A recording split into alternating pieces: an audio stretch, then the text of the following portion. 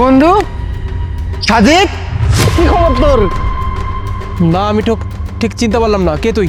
আরে আমার চিন্তা করছ না, আপন ওই যে প্রাইমারি স্কুলে একলগে পড়তাম, তুই বাসা থেকে টিফিন আনতি, একলগে বসে বসে খাইতাম, চিনস নাই? আপন। ও আচ্ছা, আপন, হ্যাঁ চিনতে পেরেছি। বাপ রে বাপ বন্ধু, তোর তো পুরা গেট আপ চেঞ্জ হয়ে গেছে। অবশ্য তুই তখনও কইতি যে তুই বড় বড় বিজনেসম্যান হইবি, ব্যবসা করবি। আজ দেখ তোর পুরা গেট আপ চেঞ্জ হয়ে গেছে। বন্ধু এইটা কেডা? তোর ভাবি। ভাবি আসসালামু আলাইকুম। হ্যাঁ হয়েছে, এত সালাম দিতে হবে না, ঠিক আছে। তবে তুই এই শহরে এখন কি করতেছস, কিসের কাজ? আরে ভাইয়া, আপনি জানেন না ওই যে এসএ গ্রুপ অফ কোম্পানি আছে না, ওই কোম্পানির মালিক তো আমার হাজবেন্ড, আপনার ফ্রেন্ড। হাই হাই করছে কি? আমি জানতাম আমার বন্ধু বড় হইয়া একদিন বিশাল বড় অফিসার হইব। আমার বন্ধু কিন্তু ভাবি আগে থেকেই কইতেছিল যে আমি লেখাপড়া শিখা বড় বিজনেসম্যান হইমু। আজ দেখেন আমার বন্ধু কোনানে, আর আমার কথা আর কি কমু। বাপে তো আপনার ঝাড়ুদারে চাকরি করতেছিল, বাপটা মরে যাওয়ার পর এই চাকরি এখন আমি পাইছি। আমি পাওয়ানোর পর আমি ঝাড়ু দেই। তো বন্ধু এই শহরে থাকস কই তুই? আমরা তো থাকি ভাই গুলশান 2 আছে না ওখানে, আর আমাদের ফ্ল্যাট নাম্বার হচ্ছে 347। আর ভাইয়া আজকে না আমাদের বাসায় একটা পার্টি আছে, বুঝতে পারলেন? যেহেতু অনেকদিন পর আপনার বন্ধুর সাথে দেখা হয়ে গেল, এক কাজ করেন না ভাইয়া, আজকে আপনি আমাদের সাথে পার্টিতে জয়েন করেন, কি বলো? আরে আজকের পার্টিটা না ক্যান্সেল হয়ে গেছে, বুঝছো? ক্যান্সেল কই? আমি তোমাকে বলতে ভুলে গেছি, ওই অফিস থেকে একটা ইম্পর্টেন্ট ফোন আসলো, বসের সঙ্গে একটা জায়গায় কাজ করতে যেতে হবে, আর পাশাপাশি আমার বিজনেসে মানে রেস্টুরেন্টে একটু ঝামেলা হয়ে গেছে। তো সব মিলিয়ে আজকে আমি টাইম দিতে পারবো না পার্টিতে, সো দ্যাটস ওয়াই আজকের পার্টিটা করা হবে না, বুঝছো? আর তুই আজকে এসে কোনো লাভ নেই, অন্য একদিন আসবি, কেমন? আর সমস্যা নাই, নিজের বন্ধুর বাড়ি, আর ভাবি তো ঠিকানা দিছেই। যখন মন চাই আমি তখনই চলে যাবো, আর আমার হাতেও একটু কাজ আছে। হ্যাঁ হ্যাঁ ঠিক আছে, যাবি। আচ্ছা এখানে দাঁড়িয়ে কেন আছো, চলো, আমাদের তো কাজ আছে। ভাইয়া আসি। যা বন্ধু, আমার কত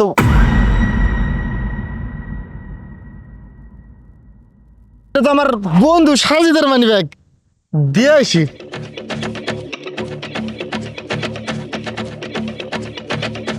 হ্যাঁ এটা কোনো কাজ? হ্যাঁ তেরি। তুমি এটা কি করলে? তোমার তো দামি ব্লেজারটা তুমি এভাবে রাস্তায় ফেলে দিলে। তাহলে দিব না তো কি করবো? আর তাছাড়া সব থেকে বড় ব্যাপার, এই কোটটা যতই দামি হোক, দেখলে না ওই ছোট লোকের বাচ্চা আমার কোটটাকে টাচ করে কোটটা পুরো নোংরা করে দিয়েছে। এখন এই নোংরা কোটটা আমি পরবো? সাজিদ, এটা কেমন ধরনের কথা? হ্যাঁ, উনি বললো উনি তোমার ছোটবেলার ফ্রেন্ড, আর এত বছর পর যেহেতু ফ্রেন্ডকে দেখছে, স্বাভাবিক না যে খুশিতে আত্মহারা হয়ে যাবে? তাই তো উনি এতটাই খুশি হয়েছিল যে তোমাকে হাক করে বসছে। তার জন্য তুমি তোমার ব্লেজারটা এভাবে ফেলে দেবে?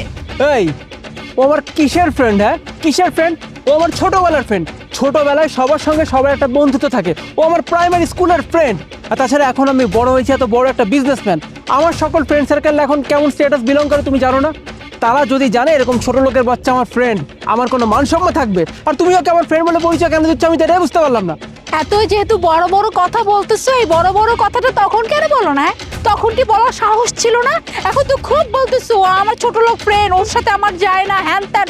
ওখানে কেন মিনমিন করতেছিলা? আরে বাবা, তখন বলিনি, সেটা আমার ব্যক্তিগত ব্যাপার। আমি এই জন্যই বলিনি, কারণ তখন যদি ওকে কথাগুলো আমি বলতাম ও কষ্ট পেত। আর তাছাড়া ও ছোট থাকতে আমার অনেক উপকার করছে, তাই তার মানে তো এইটা না যে ও আমাকে রাস্তার ভেতরে জড়িয়ে ধরবে। আর ওর গায়ে কি ধরনের গন্ধ তুমি দেখেছো? তুমি দেখবে কিভাবে? তোমাকে তো আর জড়াই ধরেনি, জড়াই ধরেছে আমাকে। আমি তো জানি ওর গায়ে কেমন গন্ধ ছিল। আর এইসব ছোট লোকের বাচ্চাদেরকে না আমি বেশ ভালো মতোই চিনি, এদেরকে আমি বন্ধু বলে পরিচয় দিতে স্বাচ্ছন্দ্য বোধ করি না, অতএব এটা আমার বেটার। দেখো সাজিদ, তুমি আজকে যে কাজটা করছো একদমই ঠিক করলে না, কিন্তু মানুষকে এভাবে ছোট করে দেখতে হয় না। কি করতে হবে আর কি করতে হবে না সেটা আমি তোমার থেকে বেশ ভালো মতো জানি। আর তাছাড়া এই ব্যাপারগুলো না আমি তোমার সঙ্গে আর কথা বলতে যাচ্ছি না Mona, so please stop it. সকালটাই আমার খারাপ গেল।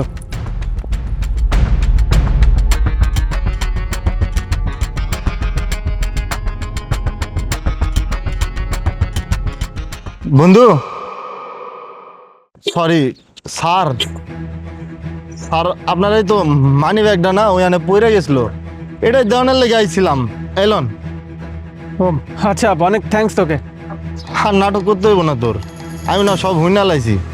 আসলেই তো আমি কই আর তুই কই, আমি সামান্য একজন ঝাড়ুদার। আর কইলি না আমার গায়ের গন্ধ, ঠিকই কইছ।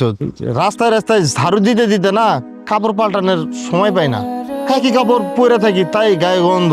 আমি দেখছি, আমিও যে তোরে জড়াই ধরছিলাম না, এলে এত এই কোটটা, এত দামি একটা কোট ফালাই দিয়ে গেছোস। ভাবি এলন, কোটটা কিছু হয় নাই, ধুয়ে দিলেই ঠিক হয়ে যাইব। আর বন্ধু, ও না, সরি স্যার, আমারই ভুল হয়েছে, কারণ আমার বোঝা উচিত ছিল। এখন আপনি কই আর আমি কই, আমারে যে আপনি চিনতে পারছেন না, এতে আমার কপাল।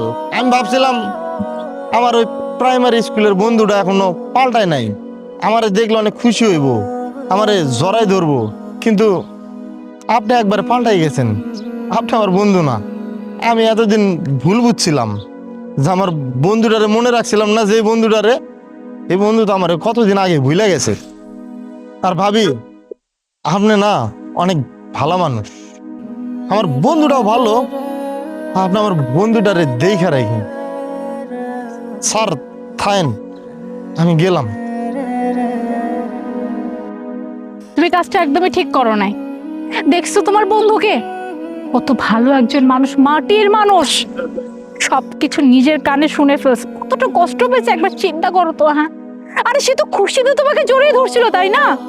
সে কি আর এটা ভাবছে যে তার ছোটবেলার বন্ধু এখন মস্ত বড় অফিসার হয়ে গেছে, তার গায়ে দামি দামি জামা কাপড় ধরলে নোংরা হয়ে যাবে? এটা তো বোঝে নাই। অথচ মানুষটা কতটা কষ্ট পাইলো, একটাবার এই জিনিসটা তুমি বুঝলা না, তাই না? এই চুপ থাকো তো, এত কথা কেন বলো? কি করতে হবে না করতে হবে এটা তোমার থেকে ভালো আমি বুঝি, এত জ্ঞান দিতে এসো না। চলো বাসায় চলো।